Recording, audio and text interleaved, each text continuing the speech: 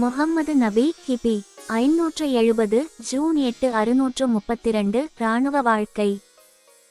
மேற்கு அரேபிய தீபகற்பத்தில் உள்ள ஹெஜாஸ் பகுதி முழுவதும் பல படையெடுப்புகள் மற்றும் போர்களை உள்ளடக்கியது.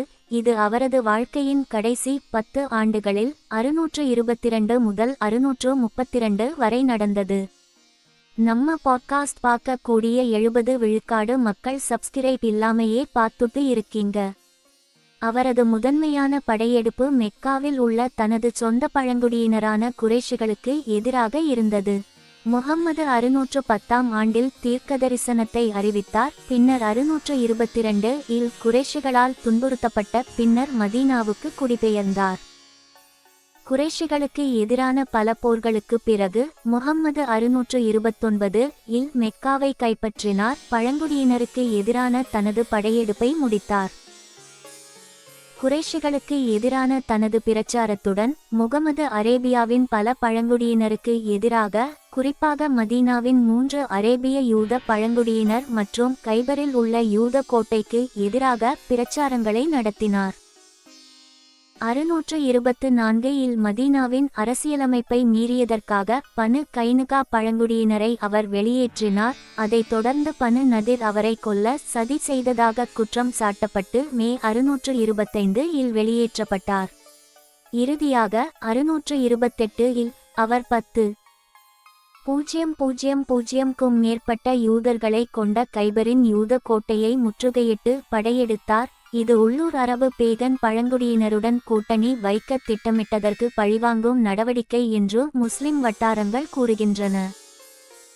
தனது வாழ்க்கையின் இறுதி ஆண்டுகளில் முகமது 630 இல் மெக்காவை கைப்பற்றி மெக்காவிற்கு அருகிலுள்ள சில அரபு பேகன் பழங்குடியினருக்கு எதிராக, குறிப்பாக தாயிஃபில் ஒரு பிரச்சாரத்தை வழிநடத்துவதற்கு முன்பு பைசண்டேன் பேரரசு மற்றும் வடக்கு அரேபியா மற்றும் லெவண்டில் உள்ள கசானிக்களுக்கு எதிராக பல படைகளை அனுப்பினார். முகமது இறப்பதற்கு முன்பு அவர் தலைமையிலான கடைசி இராணுவம் 630 அக்டோபரில் நடந்த தபுக் போரில் இருந்தது. 632 இல் அவர் இறக்கும் போது முகமது அரேபிய தீபகற்பத்தின் பெரும்பகுதியை ஒன்றிணைக்க முடிந்தது. கலிஃபாக்களின் கீழ் அடுத்தடுத்த இஸ்லாமிய விரிவாக்கத்திற்கு அடித்தளம் அமைத்து இஸ்லாமிய இராணுவ நீதித்துறையை வரையறுத்தார். குரான் உங்களுக்கு ரொம்ப பிடிக்குமா? அப்ப நம்ம சேனலை சப்ஸ்கிரைப் பண்ணிக்கோங்க. மதீனாவின் நிலைமை. திருத்து. மதீனா 5 கோத்திரங்களாக பிரிக்கப்பட்டது. அவர்களில் 2 பேர் கஸ்ரஜ் மற்றும் அவ்ஸ். அதே நேரத்தில் யூதர்கள், சிறியவர்கள் முதல் பெரியவர்கள் வரை பனு கைனுகா, பனு நதிர் மற்றும் பனு குறைச்சா ஆகியோரால் பிரதிநிதித்துவப்படுத்தப்பட்டனர். மதீனாவிற்கு வந்தவுடன் நகரத்தின் நிர்வாக விஷயங்களை ஒழுங்குபடுத்துவதற்கும் சமூகங்களுக்கு இடையேயான உறவுகளின் அளவு மற்றும் தன்மைக்கும் மதீனாவின் அரசியலமைப்பு என்று அழைக்கப்படும் ஒரு ஒப்பந்தத்தை முஹம்மது நிறுவத் தொடங்கினார். மேலும் அதில் கையொப்பமிட்டவர்களில் முஹாஜிருன், அன்சார் மற்றும் மதீனாவின் யூத பழங்குடியினர் அடங்குவர். அரசியலமைப்பின் குறிப்பிடத்தக்க பிரிவுகளில் ஒரு கையொப்பமிட்டவர் 3ஆம் தரப்பினரால் தாக்கப்பட்டால் ஒருவருக்கொருவர் பரஸ்பர உதவி, முஸ்லிம்கள் தங்கள் மதத்தையும் யூதர்கள் தங்கள் மதத்தையும் கூறுவார்கள் என்ற தீர்மானம். அத்துடன் முஹம்மதுவை அரசின் தலைவராக நியமிப்பது ஆகியவை அடங்கும். மேலும் அன்சாரிகள் மற்றும் முஹாஜிரீன்கள் இருவரின் உயிருக்கும் அச்சுறுத்தல் இருந்ததால் அவர்கள் இரவு முழுவதும் தங்கள் ஆயுதங்களுடன் தூங்க வேண்டியிருந்தது என்று தெரிவிக்கப்பட்டது. பதட்டங்கள் அதிகரித்ததால் முஸ்லிம்கள் முஹம்மதுவை சுற்றி காவலர்களை நிறுத்துதல் மற்றும் உளவு ரோந்துகளை அனுப்புதல் போன்ற தற்காப்பு நடவடிக்கைகளை எடுக்கத் தொடங்கினர். தொடர்ச்சியான துன்புறுத்தல் மற்றும் ஆத்திரமூட்டலுக்காக மெக்காவாசிகளுடன் போரிட தனது ஆதரவாளர்களின் கோரிக்கைகளை ஆரம்பத்தில் ஏற்க மறுத்த பிறகு அவர் இறுதியில் குரானின் வெளிப்பாடுகளை அறிவித்தார். எங்கள் இறைவன் அல்லாஹ்வே என்று கூறியதற்காக எந்த உரிமையும் இல்லாமல் தங்கள் வீடுகளிலிருந்து வெளியேற்றப்பட்டவர்களுக்கு அநீதி இழைக்கப்பட்டதற்காக நிச்சயமாக அல்லாஹ் அவர்களுக்கு ஆதரவளிக்க சக்தி பெற்றவன், சண்டையிட அனுமதி வழங்கப்பட்டுள்ளது. இந்த பாட்காஸ்ட்க்கு 1K வியூவர் போக சொன்ன உங்களுக்கு உதவியாக இருந்தால் அடுத்த வாரம் இதனுடைய ஒரு கோண்டினிகேட் வீடியோவை பார்க்கலாம்.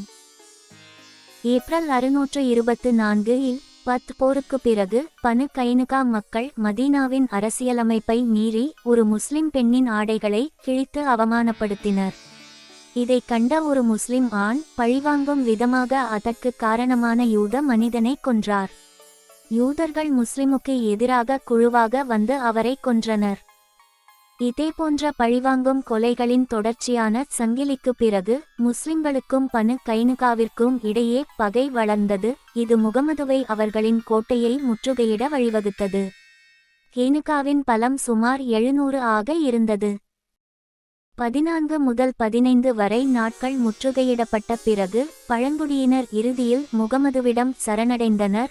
அவர் ஆரம்பத்தில் பனு கைனுகாவின் ஆண்களை பிடிக்க விரும்பினார். ஆனால் இறுதியில் அப்துல்லா இப்னு உபையிடம் சரணடைந்து கைனுகாவை வெளியேற்ற ஒப்புக்கொண்டார்.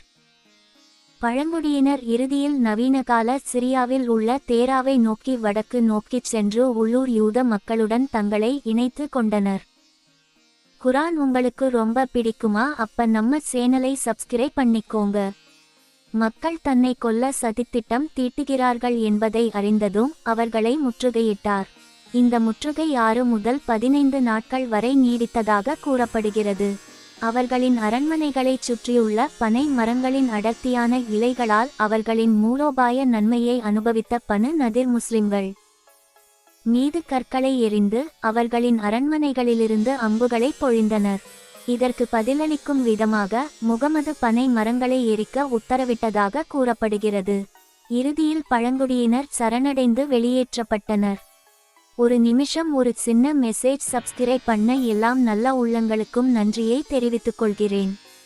மதீனாவிலிருந்து 150 கிலோமீட்டர் 95 மைல் வடக்கே மற்றொரு யூத கோட்டை நகரமான கைபரை நோக்கி வடக்கு நோக்கி நகர்ந்தனர். மேலும் கைபர் போரின் போது மீண்டும் கைப்பற்றப்பட்டனர். ரஷீதின் கலீஃபா உமர் இப்னுல் கத்தாப் அவர்களை 2வது முறையாக வெளியேற்றும் வரை அவர்கள் கைபரை சுற்றி வாழ அனுமதிக்கப்பட்டனர். பனு குரைலா படையெடுப்பு. தெற்கு மதீனாவில் கோட்டைகளை கொண்டிருந்த பனு குரைசாவின் யூத பழங்குடியினர் கூட்டமைப்பாளர்களுடன் கூட்டணி வைக்க சதி செய்ததாக கைது செய்யப்பட்டு துரோக குற்றம் சாட்டப்பட்டனர். கூட்டணி பின்வாங்கிய பிறகு முஸ்லிம்கள் அவர்களின் கோட்டைகளை முற்றுகையிட்டனர். மேலும் அவர்கள் மதீனாவின் யூத பழங்குடியினரில் கடைசியாக இருந்தனர். பனு குரைசா சரணடைந்தனர். இஸ்லாத்திற்கு மாறிய ஒரு சிலரை தவிர அனைத்து ஆண்களும் ஒரு பெண்ணும் தலை துண்டிக்கப்பட்டனர். அதே நேரத்தில் மற்ற அனைத்து பெண்களும் குழந்தைகளும் அடிமைப்படுத்தப்பட்டனர். இன்னும் சப்ஸ்கிரைப் பண்ணுங்க. அரசியல் விளக்கங்களை தவிர்த்து மதீனா யூதர்களை முகமது நடத்திய விதத்தை கையாளும் போது மேற்கத்திய வரலாற்றாசிரியர்களும் வாழ்க்கை வரலாற்றாசிரியர்களும் இதை மதமாற்றம் செய்ய அழைக்கப்பட்டு மறுத்த மதீனா யூதர்களின் தண்டனை. பண்டைய தீர்க்கதரிசிகளை நிராகரித்தவர்களுக்கு என்ன நடந்தது என்பது பற்றிய குரானின் கதைகளை மிகச்சரியாக எடுத்துக்காட்டுகிறது என்று விளக்கியுள்ளனர். பிரான்சிஸ் எட்வர்ட் பீட்டர்ஸ் முகமது தனது இராணுவ வெற்றிகளால் தைரியமடைந்திருக்கலாம் என்றும் தனது நன்மையை அதிகரிக்க விரும்பினார் என்றும் கூறுகிறார். பீட்டர்ஸின் கூற்றுப்படி மெக்கன் குடியேறிகளின் வறுமை முகமதுவுக்கு கவலையாக இருந்ததால் பொருளாதார உந்துதல்களும் இருந்தன. நீங்கள் தவறவிடாமல் இருக்க நீங்கள் குழுசேருவதை உறுதிப்படுத்திக் கொள்ளுங்கள்.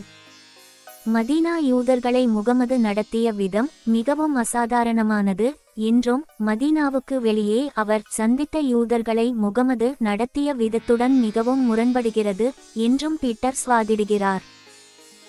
வெல்ச்சின் கூற்றுப்படி 3 முக்கிய யூத பழங்குடியினரை முகமது நடத்திய விதம் மத அடிப்படையில் கண்டிப்பாக ஒரு சமூகத்தை ஒழுங்கமைக்கும் தனது இலக்கை நோக்கி முகமதுவை நெருக்கமாக கொண்டு வந்தது. WhatsApp group QR code to join பண்ணுங்க. கைபர் முற்றுகை. முதன்மை கட்டுரை. கைபர் முற்றுகை. கைபரில் உள்ள வெறிச்சோடிய வீடுகளின் வான்வழி காட்சி. மார்ச் 628இல் முஸ்லிம் ஆதாரங்களின்படி கைபரின் யூதர்கள் மதீனாவின் அரசியலமைப்பை மீறியதற்காக முகமதுவால் மதீனாவிலிருந்து நாடுகடத்தப்பட்ட பனு நதிர் மற்றும் பனு கட்டஃபான் ஆகியோருடன் சேர்ந்து முஸ்லிம்களை தாக்க திட்டமிட்டிருந்தனர். முகமது அவர்களின் கூட்டணியை பற்றி அறிந்ததும் அவர் 1500 வீரர்களை கொண்ட ஒரு படையை திரட்டி கைபரில் உள்ள யூத கோட்டையை முற்றுகையிட்டார். தயவு செய்து சப்ஸ்கிரைப் பண்ண முடியுமா? தயக்கமா இருக்கு, ஆனா இத தவிர்த்து வேற வழி இல்ல.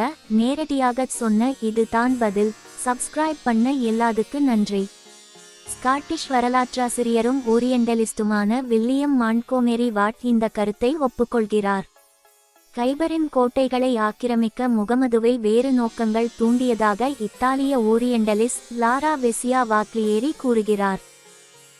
மறுபுறம் முஸ்லிம்கள் எந்த நேரத்திலும் தங்களை தாக்குவார்கள் என்று பனு கட்டஃபான்கள் பயந்தனர். எனவே அவர்கள் கைபரில் யூதர்களுக்கு உதவ மறுத்துவிட்டனர். மதீனாவில் உள்ள 8 யூத கோட்டைகளில் 6ஐ கைப்பற்றிய பிறகு கைபரின் யூதர்கள் இறுதியாக சரணடைந்து தங்கள் விளைச்சலில் பாதியை முஸ்லிம்களுக்கு கொடுக்கும் நிபந்தனையின் பேரில் சோலையில் வாழ அனுமதிக்கப்பட்டனர். முற்றுகையில் 2 யூத தளபதிகள் கொல்லப்பட்டனர். கலீஃபா உமர் இப்னுல் கட்டாப் அவர்களை வெளியேற்றும் வரை அவர்கள் பல ஆண்டுகள் சோலையிலேயே வசித்து வந்தனர்.